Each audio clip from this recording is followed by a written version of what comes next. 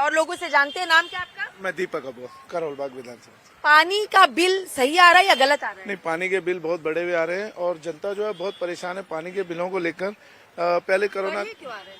ये बड़े इसलिए आ रहे हैं, पहले कोरोना काल में रीडिंग हो नहीं पाई थी तो अफसर जो थे वो घर बैठे ही अपनी रीडिंग को एवरेज बिल करके भेज दिया करते थे।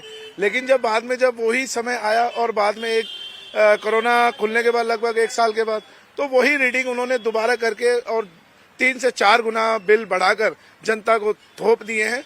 और जिसका विरोध हमारे अरविंद केजरीवाल जी आम आदमी पार्टी के सीएम और उनका विरोध कर रहे थे कि ये बिल कम किए जाएं। और इसको पास कराने के लिए एलजी के पास फाइल भी भेजी गई थी, लेकिन वो फाइल रोक दी गई है। भारतीय जनता पार्टी के प्रेशर इतना पड़ा एलजी के पास कि उन्होंने वो फाइल भी रुकवा दी है।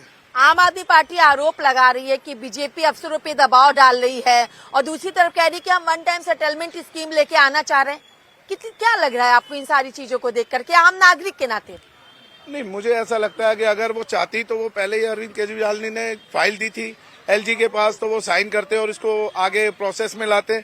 लेकिन जो अफसर हैं वो इतने डरे हुए हैं भारतीय जनता पार्टी से कि अगर कुछ भी होता है तो भारतीय जनता पार्टी उन अफसरों को इतना डरा देती है कि वो कुछ करने के लिए आगे बढ़ते ही नहीं है। इसीलिए सभी फाइलों को रोक दिया जाता है, क्योंकि हमारा जो राज्य है दिल्ली जो राज्य है वो पूर्ण राज्य का दर्जा नहीं है। इस वजह से इसके सारे कार्य जो होते हैं राज्यपाल देखते हैं, एलजी देखते हैं। लेकिन अगर ये वन टाइम सेटलमेंट योजना आती है तो आप लोगों को क्या फायदा होगा इससे हमें ये फायदा होगा, जैसा कि हमारा बिल जितना भी बढ़ के आया है तो हम सबसे इस्तेमाल किया पानी ना, तब बिल बढ़ा है, तो फायदा क्या होगा? हमने बिल जो हमारा बिल आ रहा है हमें उससे कोई एतराज नहीं है। अगर हमारा बिल सही आएगा तो हम उस बिल को भरेंगे और अरविंद केजरीवाल जी के जो नियम ला रहे हैं वो स्कीम उसको पास किया जाए एलजी के द्वारा। इससे ही हमारी जनता का फायदा होगा।